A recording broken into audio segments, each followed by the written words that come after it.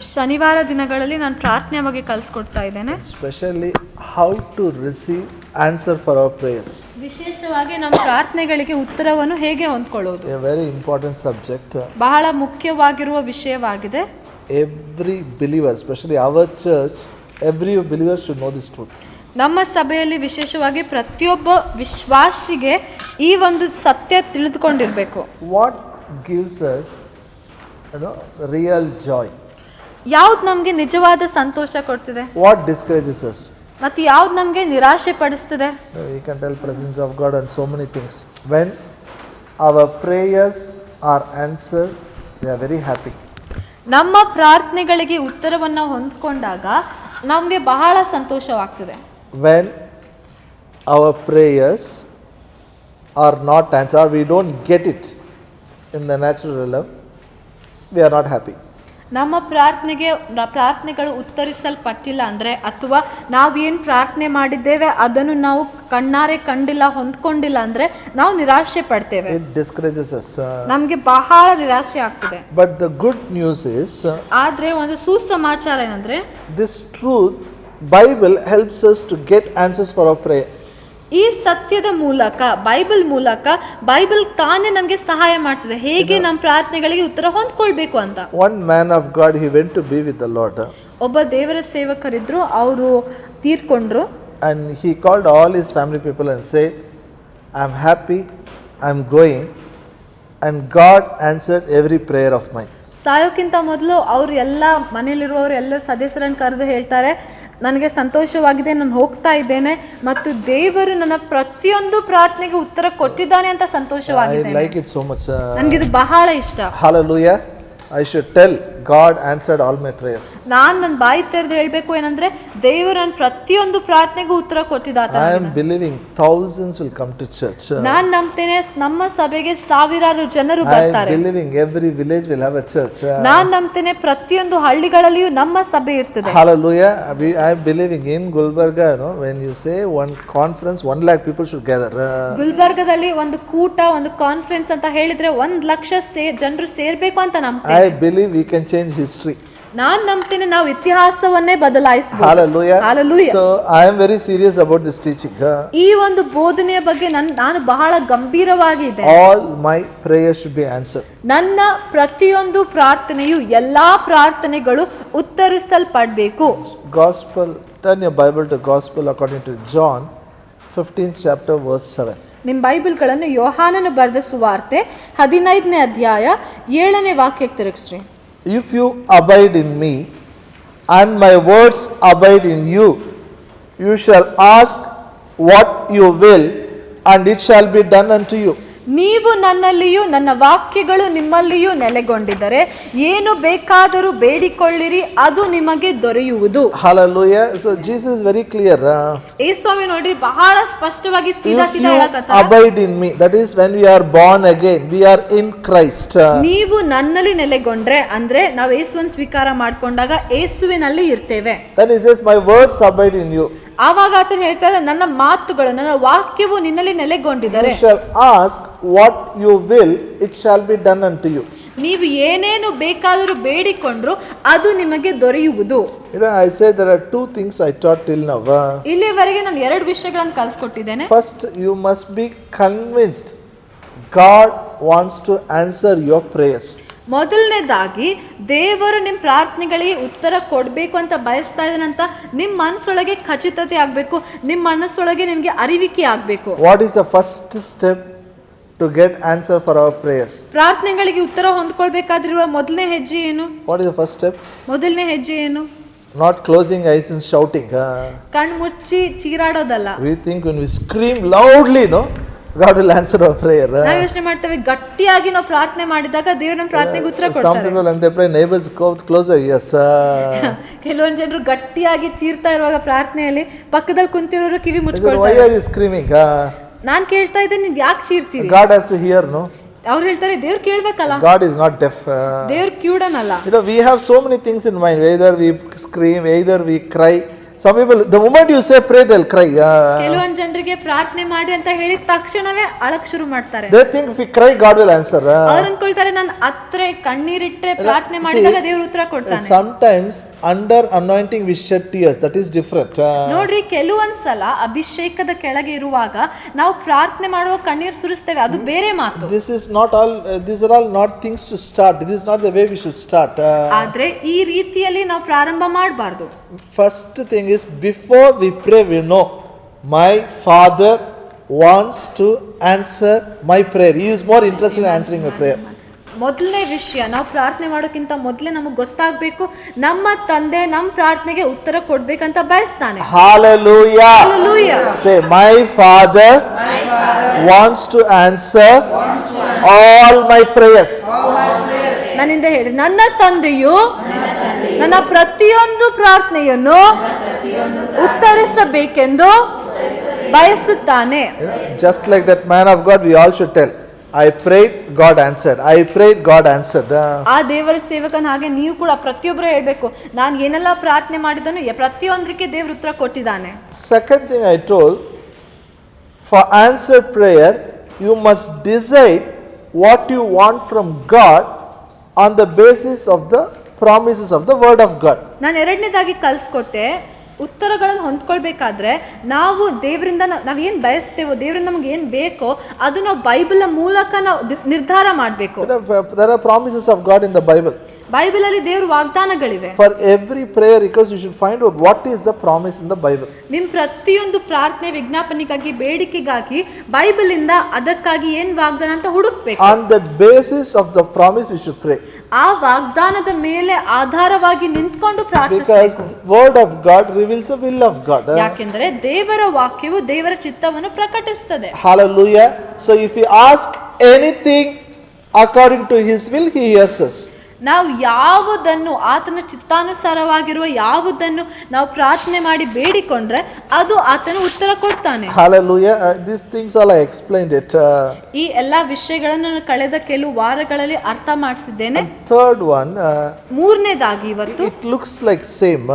ಅದು ಕೂಡ ಅದೇ ರೀತಿಯಲ್ಲಿ ಸಮಾನವಾಗಿದೆ ಅಂತ ಅನ್ಕೊಳ್ತೇವೆ. Means we should get these scriptures firmly fixed in our heart, not in the mind. ಮೂರನೇದಾಗಿ ನಾವು ಅರ್ಥ ಮಾಡ್ಕೊಳ್ಬೇಕು, ನಮ್ಮ ಈ ವಾಕ್ಯಗಳನ್ನು ವಾಗ್ದಾನಗಳನ್ನು ನಮ್ಮ ಹೃದಯಗಳಲ್ಲಿ ನಾವು ದೃಢವಾಗಿ ಬೇರೂರುವಂತೆ ಮಾಡಬೇಕು. These promises of God should be planted in our heart, not in mind. ದೇವರ ವಾಗ್ದಾನಗಳು ನಮ್ಮ ಮನಸ್ಸಿನಲ್ಲಿ ಅಲ್ಲ, ಆದರೆ ನಮ್ಮ ಹೃದಯದಲ್ಲಿ ಬೇರೂರಬೇಕು. Hallelujah. If it is only in the mind, we will only hope and we will think we are believing God.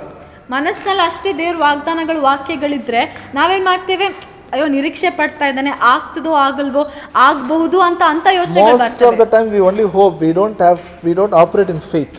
ಬಹಳ ಸಮಯ ನಾವು ನಿರೀಕ್ಷಿಸ್ತೇವೆ, ಆದ್ರೆ ಒಳ್ಳೇದು ಅಂತ ನಿರೀಕ್ಷಿಸ್ತೇವೆ, ಆದ್ರೆ ನಂಬಿಕೆ ಮಾಡುವುದಿಲ್ಲ, ನಂಬುವುದಿಲ್ಲ. Comes from the heart. ನಂಬಿಕೆಯು ಹೃದಯದಿಂದ ಬರ್ತದೆ. Hallelujah. Mark 4th chapter, mark 4ನೇ ಅಧ್ಯಾಯ verse 14. We all know this parable of a sower. ಮಾರ್ಕನು ಬರೆದ ಸುವಾರ್ತೆ 4ನೇ ಅಧ್ಯಾಯ 14ನೇ ವಾಕ್ಯ ಓದ್ಕೊಳ್ಳೋಣ. ಆ ಬಿತ್ತುವವನು ವಾಕ್ಯವೆಂಬ ಬೀಜವನ್ನು ಬಿತ್ತುತ್ತಾನೆ. The sower soweth the word. Hallelujah. Say in English, the sower soweth the word. ಕನ್ನಡದಲ್ಲಿ ಹೇಳ್ರಿ, ಬಿತ್ತುವವನು ವಾಕ್ಯವೆಂಬ ಬೀಜವನ್ನು ಬಿತ್ತುತ್ತಾನೆ. See, here Jesus is telling, word of God is like a seed, our heart is like a soil. ಇಲ್ಲಿ ಯೇಸುಸ್ವಾಮಿ ಹೇಳ್ತಾ ಇದ್ದಾರೆ, ದೇವರ ವಾಕ್ಯವು ಬೀಜದ ಹಾಗೆ, ನಮ್ಮ ಹೃದಯವು ನೆಲದ ಹಾಗೆ. See, this is a kingdom principle. ಇದು ಒಂದು ದೇವರ ರಾಜ್ಯದ ನಿಯಮವಾಗಿದೆ. Blessings always we will enjoy. ಆಶೀರ್ವಾದಗಳನ್ನು ನಾವು ಯಾವಾಗಲೂ ಆನಂದಿಸ್ತೇವೆ. Hallelujah. I always say blessings are like eating fruits. ನಾನು ಯಾವಾಗಲೂ ಹೇಳ್ತಾ ಇರೋ ಮಾತೇನಂದ್ರೆ, ಆಶೀರ್ವಾದಗಳು ಹಣ್ಣನ್ನು ತಿಂದ ಹಾಗೆ. Do you like fruits? ಹಣ್ಣು ಇಷ್ಟನಾ? Anybody here don't like fruits? ಇಲ್ಲಿ ಯಾರಾದ್ರೂ ಇದ್ದೀರಾ ಹಣ್ಣುಗಳು ಇಷ್ಟನೇ ಇಲ್ಲ ಅಂದ್ರೆ? Not even one fruit. At least one fruit you like. ಒಂದಾದ್ರೂ ಹಣ್ಣು ಇಷ್ಟ ಆಗ್ತದೆ. Yes or no? Which fruit you like? ಯಾವ ಹಣ್ಣು ಇಷ್ಟ? Open your mouth and tell, no problem. Yeah. Mango, apple. Only 2 fruits. Grapes, jackfruit, orange, watermelon. Then banana. Very good. Then see, all these things we enjoy. ಇದೆಲ್ಲ ನಾವು ಆನಂದಿಸ್ತೇವೆ, ಖುಷಿ ಪಡ್ತೇವೆ. Yes or no? Hallelujah. So I want now apple. ಈಗ ನನಗೆ ಸೇಬಣ್ಣು ಬೇಕಾದ್ರೆ I call all of you and fast and pray. ನಾನು ನಿಮ್ಮೆಲ್ಲರಿಗೆ ಕರೆಸಿ ನಾವು ಉಪವಾಸ ಪ್ರಾರ್ಥನೆ ಮಾಡೋಣ ಅಂತ And ಹೇಳಿದ್ರೆ tell all of us, let's cry and pray. ಈ ಎಲ್ರು ನಾವು ಕಣ್ಣೀರಿಟ್ಟು ಪ್ರಾರ್ಥಿಸೋಣ. Do you think God will throw apple from heaven? ನೀವು ಅನ್ಕೊಳ್ತೀರಾ ದೇವರು ಪರಲೋಕದಿಂದ ಸೇಬಣ್ಣನ್ನು ಬಿಸಾಕ್ತಾರೆ? ಪ್ರೇಯರ್ ಮಾಡ್ತೀವಿಲ್ಲ, ಉಪವಾಸ ಪ್ರಾರ್ಥನೆ, ಕಣ್ಣೀರು ಸುರಿಸಿ ಪ್ರಾರ್ಥನೆ ಮಾಡಿದೆ. People tell that. I said, how much ever, even if you roll and pray, God will not throw. ನೀವು ನೆಲದ ಮೇಲೆ ಗೋಳಾಡಿ ಪ್ರಾರ್ಥನೆ ಮಾಡಿದ್ರು ದೇವ್ರು If ಹಾಕೊಡುವುದಿಲ್ಲ. you want apple, someone has to sow the seed. Only then the tree will come, then the apple will come, it will come to market. ನಿಮ್ಗೆ ಸೇಬಣ್ಣು ಬೇಕಾದ್ರೆ ಯಾರೊಬ್ರು ಎಲ್ಲೋ ಒಂದು ಬೀಜವನ್ನು ಬಿತ್ತಬೇಕು, ಆಗ ಆ ಹಣ್ಣು ಬೆಳೀತದೆ, ಆಮೇಲೆ ಮಾರ್ಕೆಟಿಗೆ ಬಂದು ನಿಮ್ ಕೈಯಲ್ಲಿ This ಬರ್ತದೆ. is a principle, you can't break it. ಇದು ಒಂದು ನಿಯಮವಾಗಿದೆ, ವಿಧಿಯಾಗಿದೆ, ಇದನ್ನು ಮುರಿಯಕ್ಕಾಗಲ್ಲ. Hallelujah. The same way we all need blessings. ಅದೇ ರೀತಿಯಲ್ಲಿಯೇ ನಮಗೂ ಆಶೀರ್ವಾದಗಳು ಬೇಕು. We need job, we need marriage, children, good wealth, prosperity, ministry blessings. We need so many things. ನಮಗೂ ಕೂಡ ಅನೇಕ ಆಶೀರ್ವಾದಗಳು ಬೇಕು, ಕೆಲಸ ಬೇಕು, ಮದುವೆ ಆಗ್ಬೇಕು, ಮತ್ತೆ ಎಷ್ಟೊಂದು ಸೇವೆಯ ಆಶೀರ್ವಾದಗಳು, ಮನೆ, ಇದೆಲ್ಲ ಇದೆ. Good health, sickness free life. ಒಳ್ಳೆ ಆರೋಗ್ಯ, ರೋಗ ಇಲ್ಲದಂತ ಜೀವನ.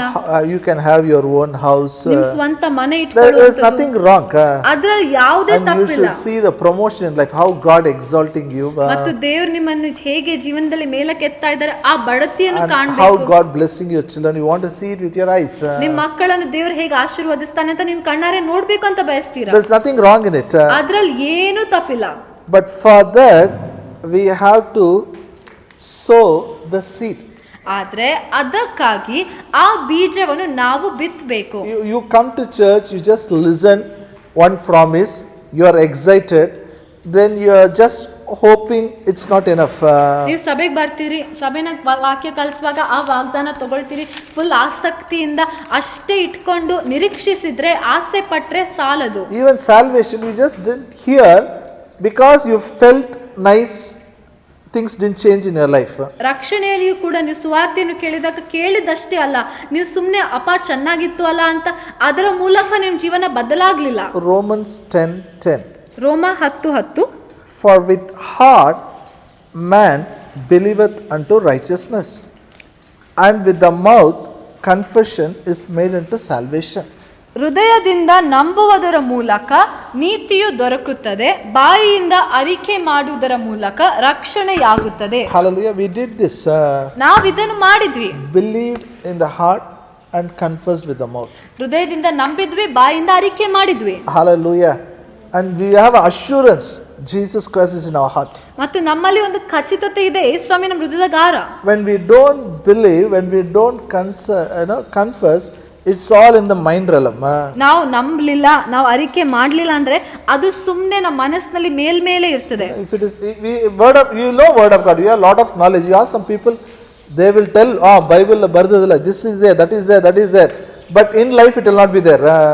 ಬಹಳ ಜನರಿಗೆ ಹೋಗಿ ಕೇಳಿದ್ರೆ ಅವ್ರು ಹೇಳ್ತಾರೆ, ಬೈಬಲ್ದಾಗ ಅಲ್ಲದ ಇಲ್ಲದ ಅದು ಅದ ಇದು ಅಂತ ಎಲ್ಲ ಹೇಳ್ತಾರ, ಅದು ಜ್ಞಾನ ಮಾತ್ರ, ಆದ್ರೆ ಅವ್ರ ಜೀವನದಲ್ಲಿ ಏನು ಕಂಡು ಬರಲ್ಲ. One man of God, John Wesley, said like this. ಒಬ್ಬ ದೇವರ ಸೇವಕರು ಜಾನ್ ವೆಸ್ಲಿ ಅವರು ಹೇಳಿದ್ರು, this mind level belief, he called that as a mental asset.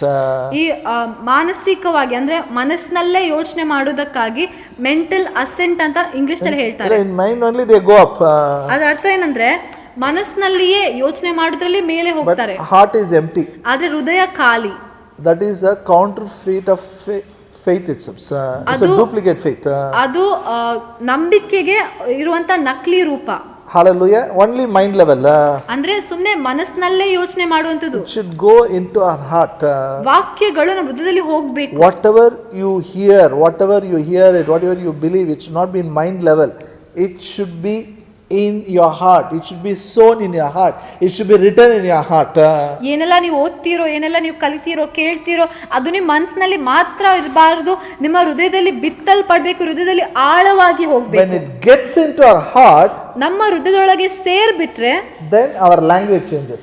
ನಮ್ಮ ಭಾಷೆ ಬದಲಾಗ್ತದೆ, Our prayer changes. ನಮ್ಮ ಪ್ರಾರ್ಥನೆ ಮಾಡುವಂತ ರೀತಿ ಬದಲಾಗ್ತದೆ. Prayer is not blabbering. ಪ್ರಾರ್ಥನೆ ಸುಮ್ನೆ ವಟ ವಟ ಅಂತ ಮಾತಾಡುವುದಲ್ಲ. Many prayers are like this. You don't know. They once if they start, they'll talk. How they talk with father, mother, like that. They keep on talking. They'll talk. Some people, no, you can't stop them talking. ಕೆಲವು ಜನರು ಪ್ರಾರ್ಥನೆ ಮಾಡ್ರಿ ಅಂದ್ರೆ ಆಡ್ತಾನೆ ಇರ್ತಾರೆ, ಕತಿ ಹೇಳೋ ಹಾಗೆ ಮಾತಾಡ್ತಾರೆ, ಅಪ್ಪ ಅಮ್ಮನ ಜೊತೆ ಈಗ ಮಾತಾಡ್ತಾರಲ್ಲ ಹಾಗೆ ಮಾತಾಡ್ತಾನೆ ಇರ್ತಾರೆ, ನಿಲ್ಸಕ್ಕೂ ಆಗಲ್ಲ. They are very good. Anybody they meet, they'll talk. Non-stop they will talk.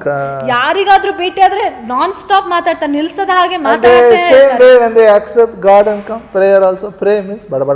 They talk. They don't know what they are talking. They'll be talking. ಪ್ರಾರ್ಥನೆ ಮಾಡ್ರಿ ಅಂತ ಹೇಳಿದಾಗ ಕೂಡ ಅವಾಗ ಕೂಡ ಏನ್ ಗೊತ್ತಿಲ್ಲ, ಏನ್ ಮಾತಾಡ್ತಾರೆ ಅವರಿಗೆ ಗೊತ್ತಿಲ್ಲ, ಮಾತಾಡ್ತಾ ಇರ್ತಾರೆ.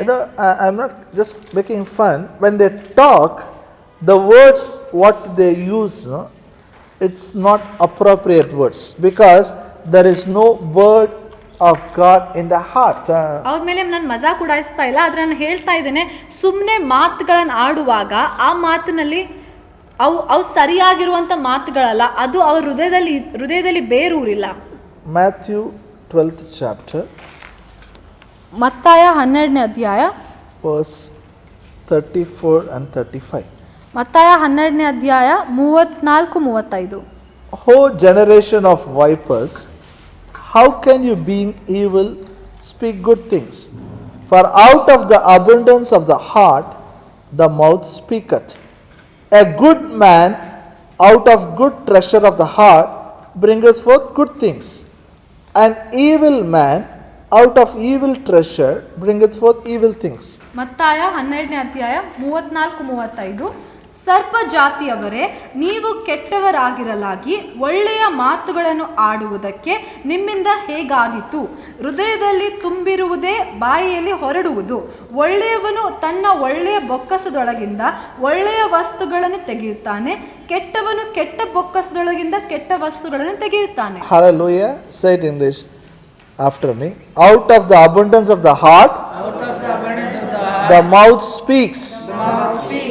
ಹೃದಯದಲ್ಲಿ ತುಂಬಿರುವುದೇ ಬಾಯಿಯಿಂದ ಹೊರಡುವುದು. Some people, if they talk something nonsense, don't get upset.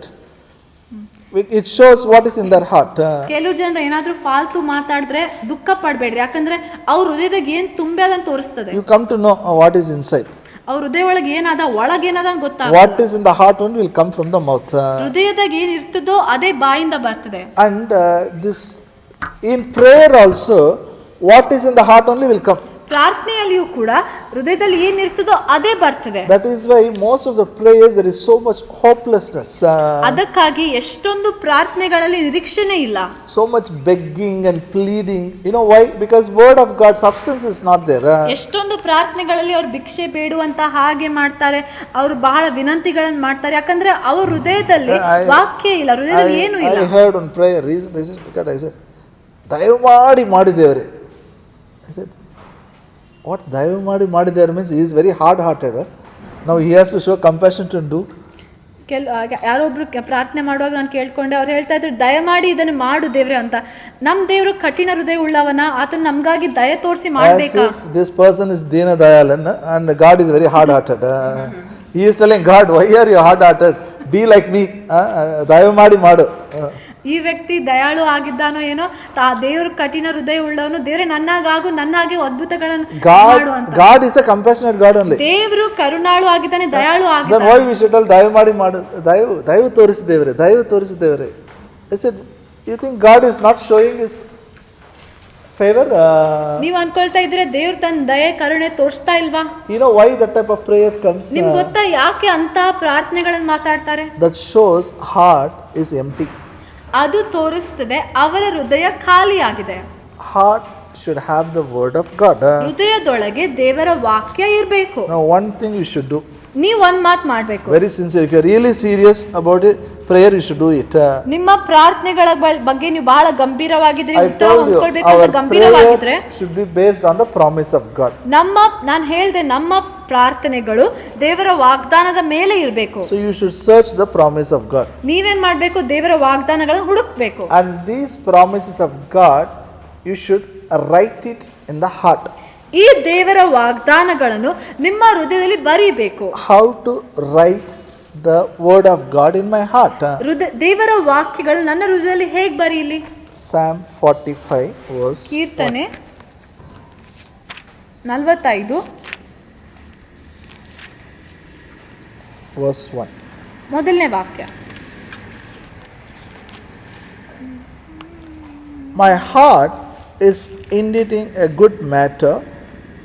I speak of the things which I have made touching the king. My tongue is the pen of a ready writer. ಒಂದು ದಿವ್ಯ ವಿಷಯವನ್ನು ಹೇಳುವುದಕ್ಕೆ ನನ್ನ ಹೃದಯವು ತವಕಪಡುತ್ತದೆ. ನಾನು ರಾಜನನ್ನು ಕುರಿತು ಈ ಪದ್ಯವನ್ನು ರಚಿಸುವೆನು. ನನ್ನ ನಾಲಿಗೆಯು ಒಳ್ಳೆ ಬರವಣಿಗಸ್ತನ ಲೇಖನಿಯಂತೆ ಸಿದ್ಧವಾಗಿದೆ. Hallelujah. My tongue is the pen of a ready writer. ಕನ್ನಡದಲ್ಲಿ ಹೇಳ್ತಾ ಇದ್ದಾನೆ, ಬರಹಗಾರನಿಗೆ ಸಿದ್ಧವಾಗಿರುವಂತ ಪೆನ್ ತರ ನನ್ನ ನಾಲ್ಗೆ ಆಗಿದೆ. Our tongue is like a pen. ನಮ್ಮ ನಾಲ್ಗೆ ಒಂದು ಪೆನ್ ತರ. Hallelujah. How do you write in the notebook? ನೀವು ಬುಕ್ಕಲ್ಲಿ ಹೆಂಗ್ ಬರೀತೀರಿ? Pen, pencil and all those things, you know some crazy fellows will cut and write with the blood also. ಕೆಲವು ಜನರು ಹುಚ್ಚರು, ಅವರು ಕಟ್ ಮಾಡಿ ರಕ್ತದಿಂದ ಬರೀತಾರೆ. But we write in our heart with our tongue.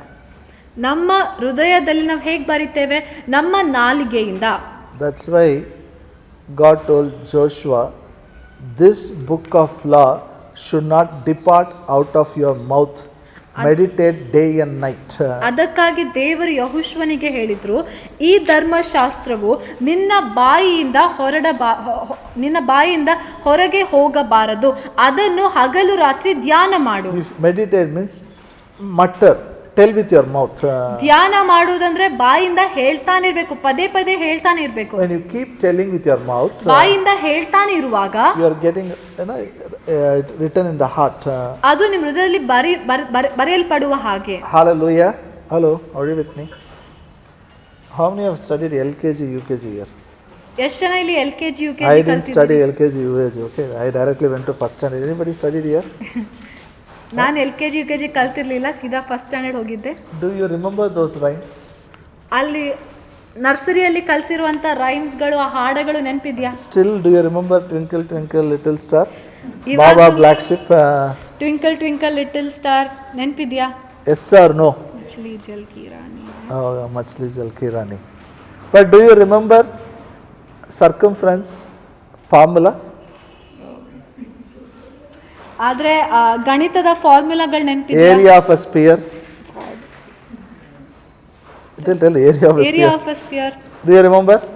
Why you remember LKG rhymes but you don't remember this? ಯಾಕೆ ನಿಮ್ಗೆ LKG ಅಲ್ಲಿ ನರ್ಸರಿಯಲ್ಲಿ ಕಲ್ತಿರುವಂತ ಹಾಡುಗಳು ನೆನಪಿರ್ತವೆ, ಆದ್ರೆ ಗಣಿತ ಮ್ಯಾಥ್ಸ್ ನಲ್ಲಿ ಕಲ್ತಿರುವಂತದ್ದು ನೆನಪಿರಲ್ಲ? Why? ಯಾಕೆ? Because when you were in LKG, your teacher sang with you, made you to sing again and again, again and again, again and again, again and again. It has gone inside. Now you cannot forget. ಯಾಕಂದ್ರೆ ನೀವು ನರ್ಸರಿಯಲ್ಲಿ ಇದ್ದಾಗ, ಚಿಕ್ಕವರಾಗಿದ್ದಾಗ ನಿಮ್ teacher ಪದೇ ಪದೇ ನಿಮ್ಗೆ ಹಾಡು ಹಾಡು ಅಂತ ಹೇಳ್ತಾ ಇದ್ರು. ಇಷ್ಟು ಹಾಡಿದ್ರಿ, ಅದು ನಿಮ್ ಒಳಗಡೆ ಹೋಗ್ಬಿಟ್ಟಿದೆ. You remember this finance scriptures offering time when we confess, you try to forget, you can't forget now. ಈ ನಾವು ಕಾಣಿಕೆಯ ಸಮಯದಲ್ಲಿ ಅರಿಕೆ ಮಾಡುವಂತದ್ದು, ಅದು ನೀವೀಗೆ ಮರಿಬೇಕಂತ ಪ್ರಯತ್ನಿಸಿದ್ರು ಮರೆಯಕ್ಕಾಗಲ್ಲ. Because you told again and again and again and again, it has gone inside. ಯಾಕಂದ್ರೆ ಇಷ್ಟು ಸಲ ಹೇಳ್ತಾನೆ ಇದ್ರೆ ಅದು ಒಳಗಡೆ ಹೋಗ್ಬಿಟ್ಟಿದೆ. Hallelujah. Like the promises of God, keep telling again and again, again and again, you will come to a stage you cannot forget it. ಅದೇ ರೀತಿಯಲ್ಲಿ ದೇವರ ವಾಗ್ದಾನಗಳನ್ನು ಪದೇ ಪದೇ ಬಾಯಿಂದ ಹೇಳ್ತಾನೆ ಇದ್ದಾಗ ನೀವು ಇಂಥ ಒಂದು ಹಂತಕ್ಕೆ ಬರ್ತೀರಿ. ಏನಂದ್ರೆ ನೀವು ಮರಿಬೇಕಂತ ಪ್ರಯತ್ನಿಸಿದ್ರು ಮರೆಯಕ್ಕಾಗಲ್ಲ. And not only that, ಅಷ್ಟೇ ಅಲ್ಲದೆ when you talk, your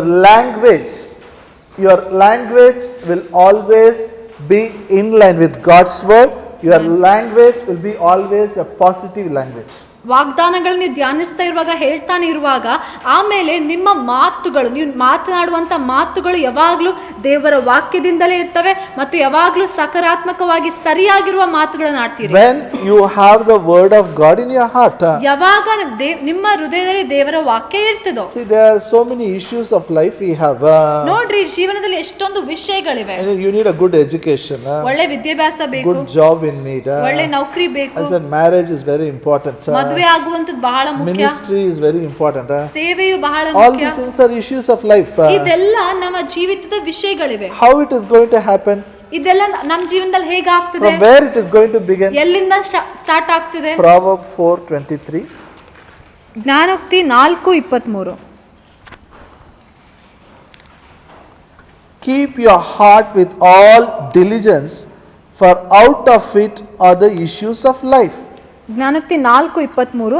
ನಿನ್ನ ಹೃದಯವನ್ನು ಬಹು ಜಾಗರೂಕತೆಯಿಂದ ಕಾಪಾಡಿಕೋ, ಅದರೊಳಗಿಂದ ಜೀವಧಾರೆಗಳು ಹೊರಡುವವು. Hallelujah. Shall we repeat in Kannada? ಕನ್ನಡದಲ್ಲಿ ಹೇಳ್ರಿ. ನನ್ನ ಹೃದಯವನ್ನು ಬಹು ಜಾಗರೂಕತೆಯಿಂದ ಕಾಪಾಡಿಕೊಳ್ಳುತ್ತೇನೆ, ಅದರೊಳಗಿಂದ ಜೀವಧಾರೆಗಳು ಹೊರಡುವವು. Any simple Kannada? Anybody else?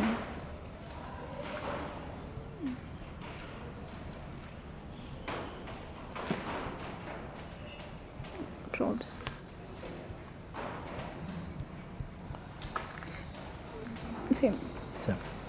Okay. Now issues of life. ಜೀವನ ವಿಷಯಗಳು, ಜೀವಧಾರೆಗಳು ಅಂದ್ರೆ ಏನು? Now what you want in life? You want success. ನಿಮ್ ಜೀವಿತದಲ್ಲಿ ಏನ್ ಬೇಕು? ಯಶಸ್ಸು ಬೇಕು. Yes or no? ಹೌದಾ ಇಲ್ಲ? From where the success comes? ಯಶಸ್ಸು ಎಲ್ಲಿಂದ ಬರ್ತದೆ? It comes from your heart. ಅದು ನಿಮ್ ಹೃದಯದೊಳಗಿಂದ ಬರ್ತದೆ. You want promotion. ನಿಮ್ಗೆ ಬಡ್ತಿ ಬೇಕು. You want a job. ನೌಕರಿ ಬೇಕು. You want money. ಹಣ ಬೇಕು. It doesn't come from outside. ಅದು ಹೊರಗಿಂದ ಬರುವಂತದಲ್ಲ. Hallelujah. Of course we have to work in the somewhere. I don't deny it. ಹೌದು, ನಾವು ಕೆಲಸ ಮಾಡಬೇಕು. ಕೆಲಸ ಮಾಡಿದ್ರೆ ಸಿಗ್ತದೆ. All in our life it comes from a heart. ನಮ್ಮ ಜೀವನಕ್ಕಾಗಿ ಬೇಕಾಗಿರುವಂತ ಎಲ್ಲಾ ವಿಷಯಗಳು ಹೃದಯದಿಂದ ಹೊರಗಡೆ ಬರ್ತದೆ. So this heart we should take care. ಈ ಹೃದಯವನ್ನು ನಾವು ನೋಡ್ಕೊಳ್ಬೇಕು. We should be very busy with our heart. ನಮ್ಮ ಹೃದಯವನ್ನು ನೋಡ್ಕೊಳ್ಳೋದ್ರಲ್ಲಿ ಬಹಳ ವ್ಯಸ್ತರಾಗಿರ್ಬೇಕು. Be busy in planting the promises of God in the heart. ದೇವರ ವಾಗ್ದಾನಗಳ ನಿಮ್ಮ ಹೃದಯದಲ್ಲಿ ನೆಡುವುದರಲ್ಲಿ ಬಹಳ ವ್ಯಸ್ತರಾಗಿರ್ರಿ. No age is too old to by heart the scriptures. ಯಾವುದೇ ವಯಸ್ಸು ವಾಕ್ಯಗಳನ್ನು ಬೈಪಾಟ್ ಮಾಡುವುದಕ್ಕಾಗಿ ಅವ್ರು ಜಾಸ್ತಿ ವಯಸ್ಸುಳ್ಳವರು ಅಥವಾ ವೃದ್ಧರು ಅಂತ ಕರೆಯಕ್ಕಾಗಲ್ಲ. Some people tell me, ನಾವೆಲ್ಲ ದೊಡ್ಡವರಾಗಿದ್ದೀರಿ, ಇವಾಗ ಎಲ್ಲಿಂದ ಬೈಪಾಟ್ ಮಾಡೋದು? ಇಲ್ಲ, no no no, no age is too big. ಕೆಲವು ಜನ ಹೇಳ್ತಾರೆ ನಮ್ಮ ವಯಸ್ಸು ಎಷ್ಟು ಜಾಸ್ತಿ ಆಗಿದೆ, ನಾವು ದೊಡ್ಡವರಾಗಿ ಈಗೆಲ್ಲ ಬೈಪಾಟ್ ಮಾಡುವಂತ. You keep telling it, it goes inside. ನೀವು ಪದೇ ಪದೇ ವಾಕ್ಯಗಳನ್ನು ಹೇಳ್ತಾನೆ ಇರುವಾಗ ವಾಕ್ಯಗಳು ನಿಮ್ಮ ಒಳಗಡೆ ಹೋಗ್ಬಿಡ್ತದೆ. I made one big mistake, ನಾನು ಒಂದು ದೊಡ್ಡ ತಪ್ಪನ್ನು ಮಾಡಿದೆ. I thought I will help people by giving all the promises. I used to type and give. ನಾನು ಜನರಿಗೆ ಸಹಾಯ ಮಾಡಿ ವಾಕ್ಯಗಳನ್ನು ಬರ್ಕೊಡ್ತೀನಿ ಅಂತ ಟೈಪ್ ಮಾಡಿ ನಾವು ಕೊಡ್ತಾ ಇದ್ದೆ. Every promise I used to type and I used to give. Okay, take it and go. ನಾನು ಪ್ರತಿಯೊಂದು ವಾಕ್ಯ ಹುಡುಕಿ ಟೈಪ್ ಮಾಡಿಸಿ ಪ್ರಿಂಟ್ ಮಾಡಿಸಿ ಕೊಡ್ತಾ ಇದ್ದೆ. Stick it in the house, keep telling it. ಮನೆಯಲ್ಲಿ ಗೋಡೆಗೆ ಅಂಟಿಸಿ ಅದನ್ನ ಹೇಳ್ರಿ ಅಂತ I ಹೇಳ್ತಾ thought ಇದ್ದೆ. everybody will take it very serious. ನಾನು ಅನ್ಕೊಂಡೆ ನಾನು ಕೊಡ್ತಾ ಇದ್ದೀನಿ ಅಂತ ಗಂಭೀರವಾಗಿ ತಗೊಳ್ತಾರೆ. But the same house, I don't do much house visiting. ನಾನು ಬಹಳಷ್ಟು ಮನೆಗೆ ಭೇಟಿ ಕೊಡುವುದಿಲ್ಲ. But sometimes I ask, are you confessing? ಕೆಲವು ಸಲ ನಾನು ಕೇಳ್ತೇನೆ, ನೀವು ವಾಕ್ಯ ಅರಿಕೆ ಮಾಡ್ತಾ Are ಇದ್ದೀರಾ? you doing it? ಇನ್ನು ವಾಕ್ಯ ಅರಿಕೆ ಮಾಡ್ತಾ ಇದ್ದೀರಾ? Yes, no, but not regular. ಅವ್ರು ಹೇಳ್ತಾರೆ ಹೌದಣ್ಣ, ಆದ್ರೆ ಸತತವಾಗಿ ಇಲ್ಲ. I said, what happened? ನಾನು ಕೇಳಿದೆ It ಏನಾಯ್ತು? was there in the wall, but while whitewash time we removed it, now it is not there. ಅವ್ರು ಹೇಳ್ತಾರೆ ನಮ್ ಗೋಡೆ ಮೇಲೆ ಇತ್ತು, ಆದ್ರೆ ಮನೆ ಸುಣ್ಣ ಹೊಡೆಯುವಾಗ ಅದು ತೆಗ್ದಿದ್ರಿ, ಈಗ ಕಾಣ್ತಾ ಇಲ್ಲ. Hello. So what is the solution? ಇದಕ್ಕೆ ಉಪಾಯ ಏನು?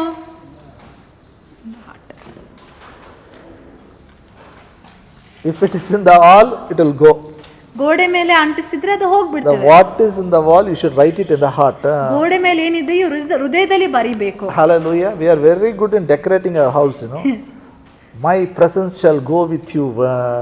ನಾವು My presence will never leave you nor forsake you. ನಾವು ಮನೆಯಲ್ಲಿ ವಾಕ್ಯಗಳನ್ನು ಹಾಕುವುದರಲ್ಲಿ ಬಹಳ ಉತ್ತಮರಾಗಿದ್ದೇವೆ. ಅಲ್ಲಿ ಬರ್ತದೆ ಏನಂದ್ರೆ ನನ್ನ ಪ್ರಸನ್ನತೆ ನಿನ್ನನ್ನು ಎಂದಿಗೂ ಬಿಟ್ಟು We ಹೋಗುವುದಿಲ್ಲ. always buy stickers, boards, we put it. That is okay. But it's the purpose is not, it should not be in the wall. It should be in the heart. we should transfer it here. ಎಲ್ಲ ನಾವು ಸ್ಟಿಕ್ಕರ್ಗಳನ್ನು ಖರೀದಿ ಮಾಡ್ತೇವೆ, ಅಂಟಿಸ್ತೇವೆ, ಅದೆಲ್ಲ ಸರಿ. ಆದ್ರೆ ಆ ವಾಕ್ಯಗಳು ನಮ್ಮ ಹೃದಯದಲ್ಲಿ ಇರಬೇಕು, ಅದೇ ಅದರ ಉದ್ದೇಶವಾಗಿದೆ. Deeply rooted inside. ನಿಮ್ಮ ಹೃದಯಗಳಲ್ಲಿ ಆಳವಾಗಿ ಬೇರೂರಬೇಕು. When you pray, your prayer will be, based on the word of God which is planted in your heart. ಆವಾಗ ನೀವು ಪ್ರಾರ್ಥನೆ ಮಾಡಿದಾಗ ನಿಮ್ಮ ಪ್ರಾರ್ಥನೆಯಲ್ಲಿ ದೇವರ ವಾಗ್ದಾನಗಳಿಂದ ಮಾಡುವಂತ ಪ್ರಾರ್ಥನೆ ಆಗಿರ್ತದೆ. Hallelujah. I have decided to take the word of God, deeply in my heart. It will be printed, it will be embedded.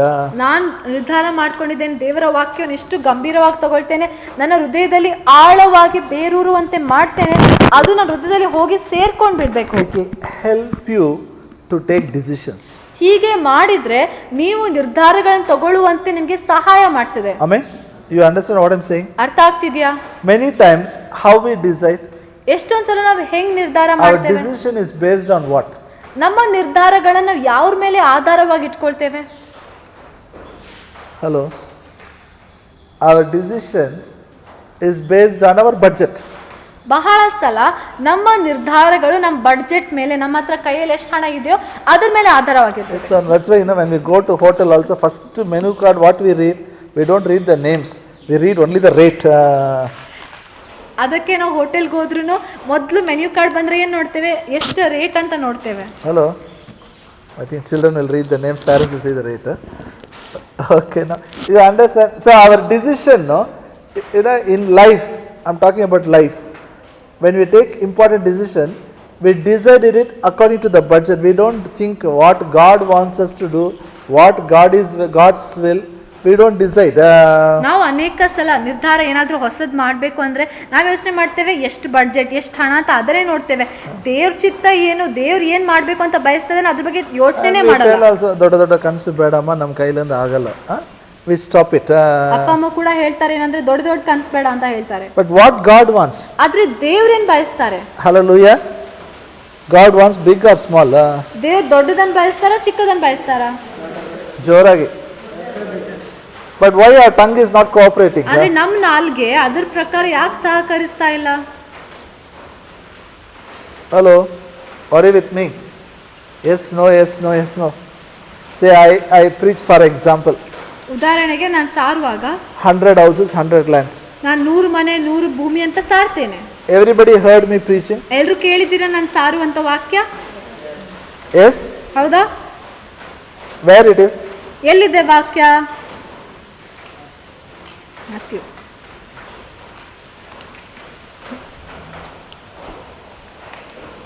Your gospel, more gospel. So Matthew we will tell. Okay, but Matthew, where in Matthew? 4 ಸುವಾರ್ತೆಗಳಲ್ಲಿ ಮತ್ತಾಯ ಅಂತ ಹೇಳ್ತೇವೆ. Sister said Mark. I remember Mark. That's why I agree. Hallelujah. Hallelujah. So turn your Bible, Mark 9th chapter. ತಿರುಗಿಸೋಣ. Mark 9th chapter.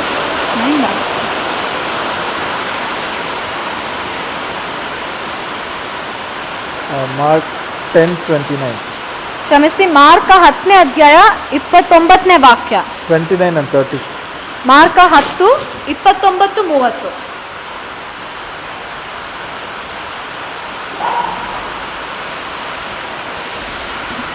ನಿಮಗೆ ಸತ್ಯವಾಗಿ ಹೇಳುತ್ತೇನೆ, ಯಾವನು ನನ್ನ ನಿಮಿತ್ತವು, ಸುವಾರ್ತೆಯ ನಿಮಿತ್ತವು, ಮನೆಯನ್ನಾಗಲಿ, ಅಣ್ಣ ತಮ್ಮಂದಿರನಾಗಲಿ, ಅಕ್ಕ ತಂಗಿಯರನ್ನಾಗಲಿ, ತಾಯಿಯನ್ನಾಗಲಿ, ತಂದೆಯನ್ನಾಗಲಿ, ಮಕ್ಕಳನ್ನಾಗಲಿ, ಭೂಮಿಯನ್ನಾಗಲಿ ಬಿಟ್ಟಿರುವನೋ ಅವನಿಗೆ ಈಗಿನ ಕಾಲದಲ್ಲಿ ಮನೆ, ಅಣ್ಣ ತಮ್ಮ, ಅಕ್ಕ ತಂಗಿ, ತಾಯಿ, ಮಕ್ಕಳು, ಭೂಮಿ ಇವೆಲ್ಲವೂ ಹಿಂಸೆಗಳ ಸಹಿತವಾಗಿ 100ರಷ್ಟು ಸಿಕ್ಕುತ್ತವೆ. Hallelujah. So, no problem. Can you hear me? At least you can read live lips.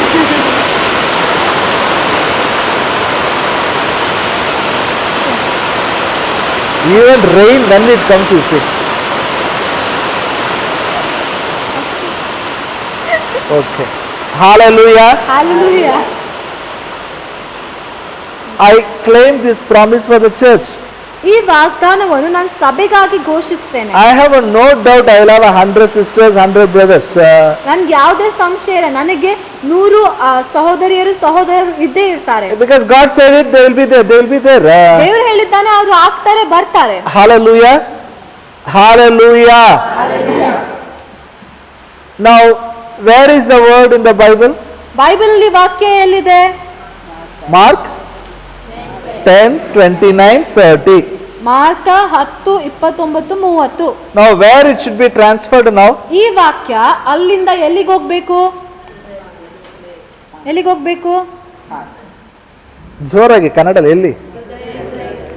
Okay, what the Bible says? Bible ಏನು ಹೇಳ್ತಿದೆ? Who will have everything? 100 brothers, 100 sisters, 100 houses, 100 lands. ಯಾರಿಗೆ 100 ಮನೆಗಳು, 100 ಅಕ್ಕ ತಮ್ಮಂದಿರು, ಅಣ್ಣ ತಂಗಿಯಂದಿರು ಎಷ್ಟು ಯಾರಿಗಿರ್ತಾರೆ? Only those who by heart the scriptures will have. ಯಾರು ಬಾಯ್ಪಾಟ್ ಮಾಡ್ತಾರೋ ಅವ್ರಿಗೆ ಮಾತ್ರನಾ? Hello? Who will have it? ಯಾರಿಗೆ 100 ಮನೆಗಳು 100 ಭೂಮಿ ಎಲ್ಲ ಸಿಗ್ತವೆ? If any man sacrifices for gospel or for the name of God, they will have 100 brothers, 100 sisters, 100 lands, 100 houses. ಯಾರಾದ್ರೂ ದೇವರ ನಾಮಕ್ಕಾಗಿ, ದೇವರಿಗಾಗಿ, ಸುವಾರ್ತೆಗಾಗಿ ತ್ಯಾಗ ಮಾಡಿದ್ರೆ ಅವರಿಗೆ 100 ಮನೆಗಳು, ಭೂಮಿಗಳು, 100 ಸಹೋದರರು ಸಹೋದರಿಯರು ಇರ್ತಾರೆ. I told you that God told me, I still remember when I left Chennai, I came in the train, the Lord spoke to me this. ನನಗೆ ಇನ್ನೂ ನೆನಪಿದೆ, ನಾನು ಚೆನ್ನೈ ಬಿಟ್ಟು ಗುಲ್ಬರ್ಗಕ್ಕೆ ಬರುವಾಗ ಟ್ರೈನ್ ಅಲ್ಲಿ ದೇವ್ರ ನನ್ನೊಟ್ಟಿಗೆ I said, that place you will have 100 brothers, 100 sisters. I will give you a church. ದೇವರು ಹೇಳಿದ್ರು, ಆ ಸ್ಥಳದಲ್ಲಿ ನಿನಗೆ ಒಂದು ಸಭೆ ಕೊಡ್ತೇನೆ, ನಿನಗೆ 100 ಸಹೋದರರು ಸಹೋದರಿಯರು ಇರ್ತಾರೆ. Now tell me, why God should give you 100 brothers, 100 sisters? ನೀವ್ ಹೇಳ್ರಿ, ಯಾಕೆ ದೇವ್ರು ನಿಮಗೆ 100 ಸಹೋದರರು ಸಹೋದರಿಯರು ಕೊಡ್ಬೇಕು? Why God should give 100 houses? ಯಾಕೆ ದೇವ್ರು ನಿಮಗೆ 100 ಮನೆಗಳನ್ನು ಕೊಡ್ಬೇಕು? You have to do something for gospel. ಅದನ್ನ ಇಟ್ಕೊಂಡು ನೀವು ಸುವಾರ್ತೆಗಾಗಿ ಏನಾದ್ರೂ ಮಾಡ್ಬೇಕು. Something, somewhere for gospel, somewhere for His name's sake. You have to give. You have to sow your seed. Maybe but you have to give your time, or you have to give your money. You have to sow it. When it give, it comes back. ನೀವು ಸುವಾರ್ತೆ ಸೇವೆಗಾಗಿ ಏನಾದ್ರೂ ಮಾಡಬೇಕು. ನಿಮ್ಮ ಸಮಯವನ್ನು ಬಿತ್ತಬೇಕು, ಹಣವನ್ನು ಬಿತ್ತಬೇಕು. ನೀವು ಬಿತ್ತಿದಾಗ ನಿಮಗೆ ತಿರುಗಿ ಬರ್ತದೆ. Amen. Amen. You believe you will have it? ನೀವು ನಂಬ್ತೀರಾ 100 ಮನೆ 100 ನೆಲೆಗಳೆಲ್ಲ ಸಿಗ್ತದೆ? I strongly believe I will have 100 houses, 100 lands. ನಾನು ದೃಢವಾಗಿ ನಂಬ್ತೇನೆ, ನನಗೆ 100 ಮನೆಗಳು 100 ನೆಲೆಗಳು ಇರ್ತವೆ. How? ಹೇಗೆ? I'll keep giving. ನಾನು ಕೊಡ್ತಾನೆ ಇರ್ತೇನೆ. I'll give. That's why I sold my land and gave. ಅದಕ್ಕಾಗಿ ನನ್ನ ಹತ್ರ ಇದ್ದ ಭೂಮಿಯನ್ನು ನಾನು ಮಾರ್ಕೊಟ್ಟೆ. I don't have any doubt now. ನನಗೆ ಸಂಶಯನೇ ಇಲ್ಲ. Now you imagine yourself, you are a owner for 100 houses. ನೀವು ಇವಾಗ ಊಹಿಸ್ಕೊಳ್ರಿ, 100 ಮನೆಗಳಿಗೆ ನೀವು ಮಾಲೀಕರಾದ್ರೆ. Say I am a owner for 100 houses. ನನ್ನಿಂದ 100 ಮನೆಗಳಿಗಾಗಿ ನಾನೇ ಮಾಲೀಕನು. No, how you will be a language? ನೀವ್ ಹೇಳ್ರಿ, ಇವಾಗ ನಿಮ್ ಭಾಷೆ ಹೇಗಿರ್ತದೆ? Hello? How you will take decisions? ಆವಾಗ ನೀವು ನಿರ್ಧಾರಗಳನ್ನು ಹೇಗೆ ತಗೊಳ್ತೀರಾ? Hello, are you with me? ಕೇಳ್ತಾ ಇದ್ದೀರಾ? Will you take decision like 100 houses owner? Do you believe this word is true? ಈ ವಾಕ್ಯ ಸತ್ಯ ಅಂತ ನಂಬ್ತೀರಾ? Amen. Hallelujah. You will not talk adjust ಮಾಡು, ನಮ್ಮ ಕೈಲಿಂದ ಆಗಲ್ಲ. This will not come because you are a big man now. Can you imagine 100 houses? To maintain you need one manager. To maintain you have to appoint people to take care. ನೀವು ಈ ರೀತಿಯಾಗಿ ಮಾತುಗಳನ್ನ ಆಡುವುದಿಲ್ಲ, adjust ಮಾಡು, ಇಷ್ಟೇ ಆದ ಅಷ್ಟೇ ಆದ ಅಂತ ಮಾತುಗಳನ್ನ ಆಡುವುದಿಲ್ಲ. 100 ಮನೆಗಳ ಮಾಲೀಕರಂದ್ರೆ ನಿಮ್ಗೆ ಕೆಳಗೆ ಕೆಲಸ ಮಾಡುವಂತ ಮ್ಯಾನೇಜರ್ಗಳು ಎಷ್ಟೊಂದು ಜನ ಇರ್ತಾರೆ. 100 houses, tax pay, this pay, that, all those things. You need somebody to work under you. 100 ಮನೆಗಳನ್ನ ನೋಡ್ಕೊಳ್ಳೋದಕ್ಕಾಗಿ, ಟ್ಯಾಕ್ಸ್ ಕಟ್ಟುವುದಕ್ಕಾಗಿ ಎಷ್ಟೊಂದು ಜನರು ಬೇಕು. Bible says it. ಬೈಬಲ್ ಹೇಳ್ತಿದೆ. Do you believe it? ನೀವು ನಂಬ್ತೀರಾ? If it is only in mind, ಅದು ಮನಸ್ಸಿನಲ್ಲಿ ಮಾತ್ರ ಇದ್ರೆ it will be a mental assent. ಅದು ಮಾನಸಿಕವಾಗಿರುವಂತದ್ದು ಮಾತ್ರ. But when it gets into your heart, ಆದ್ರೆ ಹೃದಯದೊಳಗೆ ಸೇರ್ಬಿಟ್ರೆ, you say, Father, I thank you. You have given me 100 houses, 100 lands. ತಂದೆ ನಿನಗೆ ವಂದನೆ, ನನಗಾಗಿ 100 ಭೂಮಿಗೆ 100 ಮನೆಗಳನ್ನು ಕೊಟ್ಟಿದೆ ಅಂತ ವಂದನೆ ಅಂತ ಹೇಳಿದ್ರೆ, thanking him. ಆತನಿಗೆ ವಂದನೆ ಹೇಳ್ತಾನೆ ಇದ್ರೆ, you move into faith realm. ನಂಬಿಕೆಯ ಲೋಕದೊಳಗೆ ಸೇರ್ತೀರಾ. That is very important. ಅದು ಬಹಳ ಮುಖ್ಯ. When you get into faith realm, ನಂಬಿಕೆಯ ಲೋಕದಲ್ಲಿ ಸೇರಿದ್ರೆ your tongue talks a different language. ನಿಮ್ಮ ನಾಲಿಗೆ ಬೇರೆ ಭಾಷೆನೇ ಆಡ್ತದೆ. You know, I love people. ನಾನು ಜನರನ್ನ ಬಹಳ And ಪ್ರೀತಿಸ್ತೇನೆ. people also love me so much, and they are so much concerned about this construction. ಜನರು ಕೂಡ ಬಹಳ ಪ್ರೀತಿಸ್ತಾರೆ. ಈ ಸಭೆಯ ಕಟ್ಟಡದ ಬಗ್ಗೆ ಬಹಳ ಕಾಳಜಿಯಿಂದ ಮಾತಾಡ್ತಾರೆ. I don't discuss. When somebody comes and says, I listen. Yes. ಯಾರಾದ್ರೂ ಬಂದು ಮಾತನಾಡಿದ್ರೆ ನಾನು ಅವ್ರಿಗೆ ನಿರಾಶೆ ಪಡುವುದಿಲ್ಲ. ಅವ್ರಿಗೆ ಹೇಳ್ತೇನೆ ಹೇಳಿ But some people are so worried. ಕೆಲವು ಜನರು ಇಷ್ಟು ಚಿಂತೆ ಪಡ್ತಾರೆ. So tension. ಏನ್ ಮಾಡ್ಬೇಕಣ್ಣ, ರೊಕ್ಕಗೆ ಏನ್ ಮಾಡ್ಬೇಕಣ್ಣ? They ask. ಅವ್ರು ಹೀಗೆ ಏನ್ ಮಾಡ್ಬೇಕಣ್ಣ ಅಂತ ಕೇಳ್ತಾರೆ. I said, why are you worried? ನಾನ್ ಕೇಳ್ತೇನೆ ನಿಮಗೆ ಯಾಕೆ ಚಿಂತೆ? What? I am not worried. ನನ್ಗೆ ಚಿಂತೆ ಇಲ್ಲ. And they tried to give me an idea. You do like this, we can reduce the expenses. You go for little lower quality. I say no lower quality. ಜನರು ನನಗೆ advice ಕೊಡ್ತಾರೆ ಅಂದ್ರೆ ಹೀಗೆ ಮಾಡಿದ್ರೆ ಹಣನ ಸ್ವಲ್ಪ ಖರ್ಚು ಮಾಡೋದನ್ನ ನಿಲ್ಲಿಸಬಹುದು, ಸ್ವಲ್ಪನೇ ಖರ್ಚು ಮಾಡಬಹುದು, ಕ್ವಾಲಿಟಿ ಕಡಿಮೆ ಮಾಡಬಹುದು, ಕಮ್ಮಿ ಇದ್ದು ಹಾಕಬಹುದು. I said, why should I reduce quality? ನಾನು ಯಾಕೆ ಕ್ವಾಲಿಟಿ ಕಮ್ಮಿ ಮಾಡಬೇಕು? Why should I reduce? No compromise. ಅದ್ರಲ್ಲಿ ನಾವು ಯಾವುದೇ ಕಾಂಪ್ರಮೈಸ್ ಮಾಡೋದು ಬೇಡ. Hallelujah. Are you with me? ನನ್ನ ಜೊತೆಗೆ ಇದ್ದೀರಾ? Now tell me whom I am pastoring, rich people or poor people? ನೀವ್ ಹೇಳ್ರಿ, ನಾನು ಯಾರಿಗೆ ಸಹಪಾಲಕನಾಗಿದ್ದೇನೆ, ಶ್ರೀಮಂತರಿಗ ಬಡವರಿಗ? ಎಷ್ಟು ಕಷ್ಟ ಆಗ್ತದಪ್ಪ ಬಾಯಿ ತೆಗೆದು. Whom I am pastoring, rich people or poor people? ನಾನು ಯಾರಿಗೆ ಸಹಪಾಲಕನಾಗಿದ್ದೇನೆ, ಶ್ರೀಮಂತರಿಗ ಬಡವರಿಗ? ಜೋರಾಗಿ. Imagine if you all are 100 house owners, if I see you like that, 100 ಮನೆಗಳ ಮಾಲೀಕರು ಯಜಮಾನರು ಅಂತ ನಾನು ಆ ರೀತಿಯಾಗಿ ನೋಡಿದಾಗ, then how best this building should be? ನೀವ್ ಹೇಳ್ರಿ, ಸಭೆಯ ಬಿಲ್ಡಿಂಗ್ ಇನ್ನೂ ಎಷ್ಟು ಉತ್ತಮವಾಗಿ ಇರಬೇಕು. You all are having 100 outers. If I put one hut and ask you to come and kneel down, humble yourself when you come to church, how you will feel? ನೀವೆಲ್ಲರೂ 100 ಮನೆಗಳು ಇಟ್ಕೊಂಡು ಮಾಲೀಕರು ಸಭೆಗೆ ಬಂದಾಗ ಒಂದು ಗುಡಿಸಲಲ್ಲಿ ಹಟ್ ಹಾಕೊಂಡು ಅದರಲ್ಲಿ ಚಪ್ಪಲ್ ತೆಗೆದು ಈಗ ಬಂದು ಕೂಡ್ರಿ ಅಂತ ಹೇಳಿದ್ರೆ, will you listen? Hello, are you with me? ಕೇಳ್ತಾ ಇದ್ದೀರಾ? If you have 100 houses, how you will come? 100 ಮನೆಗಳು ಇಟ್ಕೊಂಡಿರುವ ಮಾಲೀಕರಾಗಿದ್ರೆ ಹೇಗೆ ಬರ್ತೀರಾ ಸಭೆಗೆ? ಎಷ್ಟು ಕಷ್ಟ ಅಲ್ಲ? You know why? Mark 10th chapter 29-30 is not written. That's why it's difficult. ಯಾಕೆ ಇಷ್ಟು ಕಷ್ಟ ಆಗ್ತಾ ಇದೆ ನಿಮ್ಗಂದ್ರೆ, ಮಾರ್ಕ 10ನೇ ಅಧ್ಯಾಯ 29-30ನೇ ವಾಕ್ಯ ನಿಮ್ಮೊಳಗೆ ಬರೆಯಲ್ಪಟ್ಟಿಲ್ಲ. You know it in your mind. ಮನಸ್ಸಿನಲ್ಲಿ ಗೊತ್ತು ಆದ ಅಂತ. Hallelujah. Now how you will write it? ಹೃದಯದಲ್ಲಿ ಹೇಗೆ ಬರೀತೀರಾ? Every day tell with your mouth. ಪ್ರತಿದಿನ ಬಾಯಿಂದ ಹೇಳ್ರಿ. I'm telling you, even village church planting is very easy. ಸಭೆಯ ಹಳ್ಳಿಗಳಲ್ಲಿ ಸಭೆಯನ್ನು ಹೋಗಿ ಸ್ಥಾಪಿಸುವಂತದ್ದು ಸುಲಭ. You tell the scripture. ಈ ವಾಕ್ಯವನ್ನು ಬಾಯಿಂದ ಹೇಳ್ರಿ. You go to your village, you will have 100 brothers there. ನೀವು ಹಳ್ಳಿಗೆ ಹೋದಾಗ ನಿಮಗಾಗಿ 100 ಸಹೋದರ 100 sisters are there. 100 ಸಹೋದರರಿದ್ದಾರೆ. It is written. Now only thing we have to write it in the heart. ಅವ್ರು ನಿಮ್ಗಾಗಿ ಇದ್ದಾರೆ, ಎಲ್ಲವೂ ಇದೆ. ಇವಾಗ ನಾವೇನ್ ಮಾಡ್ಬೇಕು? ನಮ್ಮ ಹೃದಯದಲ್ಲಿ ಬರಿಬೇಕು. If you don't write in the heart, ಹೃದಯದಲ್ಲಿ ಬರೀಲಿಲ್ಲ ಅಂದ್ರೆ what will come out of our mouth? ಬಾಯಿಂದ ಏನ್ ಬರ್ತಿದೆ? ತುಂಬಾ ಕಷ್ಟನ. ಅಲ್ಲಿ ನಮ್ಮ ವಿಲೇಜ್ ಆಗಲ್ಲ, ಬೇರೆ ವಿಲೇಜ್ ಆಗ್ತದೆ. Like that they will talk. ನಮ್ಮ ಹಳ್ಳಿನಾಗ ಆಗಲ್ಲ, ಇನ್ನೊಂದು ಹಳ್ಳಿನಾಗ ಆಗ್ಬೋದು ಅಂತ ಹೇಳ್ತಾರೆ. No, it's very easy. ಇಲ್ಲ, ಸುಲಭವಾಗಿದೆ. Get the scriptures in your heart. ವಾಕ್ಯಗಳನ್ನು ಹೃದಯದಲ್ಲಿ ತಗೊಳ್ರಿ. Keep speaking it. ವಾಕ್ಯಗಳನ್ನು ಹೇಳ್ತಾನೆ ಇರಿ. Then our prayer style will change. ಆವಾಗ ನಾವು ಪ್ರಾರ್ಥನೆ ಮಾಡುವಂತ ರೀತಿ ಬದಲಾಗ್ತದೆ. Our decision making will not be based on our purse, will not be based on the budget. It will be based on the God's word. It will be based on the plan of God, the purpose of God and the will of God.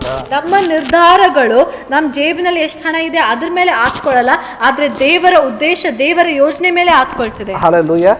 Shall we all stand up? ನಾವೆಲ್ಲರೂ ಎದ್ದು ನಿಂತ್ಕೊಳ್ಳೋಣ. And I know what I'm saying is not new for you. ನಾನು ಇವತ್ತು ಏನು ಕಲಿಸ್ಕೊಟ್ಟಿದ್ದೇನೋ ನಿಮಗೆ ಹೊಸದಾಗಿ ಇರುವುದಿಲ್ಲ. But I want you to do it. ಆದ್ರೆ ನೀವು ಇದನ್ನ ಮಾಡಬೇಕು ಅಂತ ಬಯಸ್ತೇನೆ. Encourage everybody to do it. ಮತ್ತು ಪ್ರತಿಯೊಬ್ಬರಿಗೆ ಈ ಕಾರ್ಯವನ್ನು ಮಾಡುವಂತೆ ಪ್ರೋತ್ಸಾಹಿಸಿ. Thank God. Most of our Sunday school teachers are here. ದೇವರಿಗೆ ಸ್ತೋತ್ರ, ಇಲ್ಲಿ ನಮ್ಮ ಅನೇಕ ಸಂಡೇ ಸ್ಕೂಲ್ ಟೀಚರ್ಗಳಿದ್ದಾರೆ. Children should by heart the scriptures. Sunday school ಮಕ್ಕಳು ವಾಕ್ಯಗಳನ್ನು ಬೈಪಾಟ್ ಮಾಡಬೇಕು. Not by heart something, who married whom, all those things. One day our Sunday school children came out. What did you learn? He said, I learned today who is Abraham's wife. Abraham's wife, children, Jacob wife. That is all history. ಅದೆಲ್ಲ ಇತಿಹಾಸವಾಗಿದೆ. ಯಾರ್ ಮದುವೆ ಆದ್ರು, ಯಾರ ಮಕ್ಕಳು, ಅದೆಲ್ಲ ಇತಿಹಾಸ. He is telling full detail about Abraham, whom all he had, how many wives he had. ಆ ಹುಡುಗ ಸಂಡೇ ಸ್ಕೂಲ್ ಅವರಿಗೆ ಬಂದ್ಮೇಲೆ ಅಬ್ರಾಮ್ ಬಗ್ಗೆ ಫುಲ್ ಕಥೆ ಹೇಳ್ತಾ ಇದ್ದಾನೆ. I called the Sunday school at that time. ಇದೆಲ್ಲ ಬೇಡಮ್ಮ, teach something useful. Make them to buy her something useful. ಅವ್ರಿಗೆ ಏನಾದ್ರೂ ಅವ್ರಿಗೆ ಉಪಯೋಗವಾಗಿರುವಂತದ್ದು ಬೈಪಾಟ್ ಮಾಡುವಂತ ಹೇಳಿ. You understand, something useful for them. Talk about wisdom, talk about exaltation, talks about money, talks about health, talk about ministry, some promise of God which is useful for them. Make sure they memorize, tell and forget. Make sure it becomes they are habituated to keep on talking. It should be written in their hearts. ವಾಕ್ಯಗಳ ಜ್ಞಾನದ ಬಗ್ಗೆ, ಆರೋಗ್ಯದ ಬಗ್ಗೆ ಈ ವಾಕ್ಯಗಳನ್ನ ಅವ್ರು ಕಲಿಸ್ಕೊಡ್ರಿ. ಅವರು ಇಷ್ಟು ಹೇಳ್ತಾನೆ ಇರಬೇಕು, ಅವ್ರ ಹೃದಯದಲ್ಲಿ ಬರೆಯಲ್ಪಡುವ ಹಾಗೆ. How they cannot forget twinkle twinkle little star, like that they cannot forget these promises. Like that we should write it in their heart. ಅವ್ರು ಹೇಗೆ ಟ್ವಿಂಕಲ್ ಟ್ವಿಂಕಲ್ ಲಿಟಲ್ ಸ್ಟಾರ್ ಮರೆಯಕ್ಕಾಗಲ್ವೋ ಅದೇ ರೀತಿಯಲ್ಲಿ ಈ ವಾಗ್ದಾನಗಳು, ಈ ವಾಕ್ಯಗಳನ್ನ ಮರಿಲೇಬಾರ್ದು. I'll tell you, their future they will be great. They'll do something great for God. ನಾನು ನಿಮ್ಗೆ ಹೇಳ್ತೇನೆ, ಈ ಕಾರ್ಯವನ್ನು ಅವ್ರು ಮಾಡಿದ್ರೆ ಮುಂದೆ ಭವಿಷ್ಯದಲ್ಲಿ ದೇವರಿಗಾಗಿ ದೊಡ್ಡ ವಿಷಯಗಳನ್ನು ಮಾಡ್ತಾರೆ. Living lifestyle will change. ಅವ್ರ ಭವಿಷ್ಯದಲ್ಲಿ ಅವರ ಜೀವನವೇ ಬದಲಾಗ್ತದೆ. It is in our hand. ಅದೆಲ್ಲವೂ ನಮ್ಮ ಕೈಯಲ್ಲಿದೆ. First I should do it. ಮೊದಲು ನಾವು ಮಾಡಬೇಕು. Amen. ನಾನು ಮಾಡಬೇಕು. Say, first I should do it. Take the promises, write it in the heart. ವಾಕ್ಯಗಳನ್ನು ತಗೊಳ್ರಿ, ವಾಗ್ದಾನಗಳನ್ನು ತಗೊಳ್ರಿ, ಹೃದಯದಲ್ಲಿ ಬರೀರಿ. How to write in the heart? ಹೃದಯದಲ್ಲಿ ಹೆಂಗ್ ಬರಿಬೇಕು? By I want everybody to tell ellaru. By how? Kannada alla hege? ಬಾಯಿಂದ ಅರಿಕೆ ಮಾಡೋದು. Only Sunita's voice I'm hearing first. Ellaru yaru hege? We have to do it systematically every day. You do it. I'm telling you, 1 week you do it. ನಾನು ನಿಮ್ಗೆ ಹೇಳ್ತಾ ಇದ್ದೇನೆ, systematically ಅಂದ್ರೆ correct ಆಗಿ ನಿಯಮದ ಪ್ರಕಾರ ಅರಿಕೆ ಮಾಡ್ತಾನೆ ಒಂದು ವಾರ ಮಾಡಿ ನೋಡಿ. Next Saturday, ಮುಂದಿನ ಶನಿವಾರ you see your thinking will change, your prayer style will change. You will say, so many answers I'm getting. ಮುಂದಿನ ಶನಿವಾರವೇ ನಿಮ್ಗೆ ಗೊತ್ತಾಗ್ತದೆ, ನೀವು ಯೋಚನೆ ಮಾಡುವಂತ ರೀತಿ ಬದಲಾಗ್ತದೆ, ಪ್ರಾರ್ಥನೆ ಬದಲಾಗ್ತದೆ. ಅವಾಗ ನೀವು ತಾನೇ ಹೇಳ್ತೀರಾ ಬದಲಾವಣೆ ಕಾಣ್ತಾ ಇದ್ದೀರಾ. Not only you will pray for your personal need, for others you will pray, answers will come. ನಿಮ್ಗಾಗಿ, ನಿಮ್ಮ ಬೇಡಿಕೆಗಳಿಗಾಗಿ ಪ್ರಾರ್ಥನೆ ಮಾಡುವಂತದ್ದು ಮಾತ್ರವಲ್ಲದೆ ಬೇರೆಯೊಬ್ಬರಿಗಾಗಿ ಕೂಡ ಪ್ರಾರ್ಥನೆ ಮಾಡ್ತೀರಾ. Because it is coming from your heart. ಯಾಕೆಂದ್ರೆ ಆ ಪ್ರಾರ್ಥನೆಗಳು ಹೃದಯದೊಳಗಿಂದ ಬರ್ತಾ ಇದೆ. And Holy Spirit will inspire you to pray according to God's word. ಮತ್ತು ಪವಿತ್ರಾತ್ಮನು ದೇವರ ವಾಕ್ಯದ ಪ್ರಕಾರ ಪ್ರಾರ್ಥಿಸುವಂತೆ ನಿಮಗೆ ಪ್ರೇರೇಪಿಸ್ತಾನೆ. This prayer will never fail. ಇಂತಹ ಪ್ರಾರ್ಥನೆಗಳು ಎಂದಿಗೂ ಸೋತು ಹೋಗುವುದಿಲ್ಲ, never fail. ಎಂದಿಗೂ ಸೋಲುವುದಿಲ್ಲ. Hallelujah. Hallelujah. Shall we all lift up our hands? ನಮ್ಮ ಕೈಗಳನ್ನು ಮೇಲಕ್ಕೆತ್ತೋಣ. Everyone. ಪ್ರತಿಯೊಂದು ಕೈ ಮೇಲಕ್ಕೆತ್ತಲ್ಪಡಲಿ. Father, I pray in the name of Jesus. ತಂದೆಯೇ, ಯೇಸುವಿನ ಹೆಸರಲ್ಲಿ ಪ್ರಾರ್ಥಿಸ್ತೇನೆ. Your grace of God is so much. Everyone will write the promises of God in their hearts. ನಿನ್ನ ಕೃಪೆ ಇವ್ರ ಮೇಲೆ ಇಷ್ಟು ಜಾಸ್ತಿ ಆಗಿರ್ತದೆ, ಅವ್ರು ಪ್ರತಿಯೊಬ್ಬರು ಅವರ ವಾಗ್ದಾನಗಳನ್ನು ಅವ್ರ ಹೃದಯದಲ್ಲಿ ಬರೆಯುವಂತೆ. Word of God will be planted in their hearts. ದೇವರ ವಾಕ್ಯವು ಅವರ ಹೃದಯಗಳಲ್ಲಿ ಅವು ನೆಡಲ್ಪಡ್ತವೆ. The promises of God will be deeply rooted in their hearts. ದೇವರ ವಾಗ್ದಾನಗಳು ಅವರ ಹೃದಯಗಳಲ್ಲಿ ಆಳವಾಗಿ ಬೇರೂರ್ತದೆ. It will be deeply rooted. ಆಳವಾಗಿ ಬೇರೂರ್ತದೆ. It becomes part of them. ಅವರೊಳಗೆ ಒಂದು ಭಾಗವಾಗಲಿ. It becomes a part of their thought process. ಅವರು ಯೋಚನೆ ಮಾಡುವಂತ ರೀತಿಯಲ್ಲಿ ಭಾಗವಾಗಲಿ. Their talking style will change. ಅವರು ಮಾತನಾಡುವಂತ ರೀತಿ ಬದಲಾಗಲಿ. Praying will be a prayer of faith.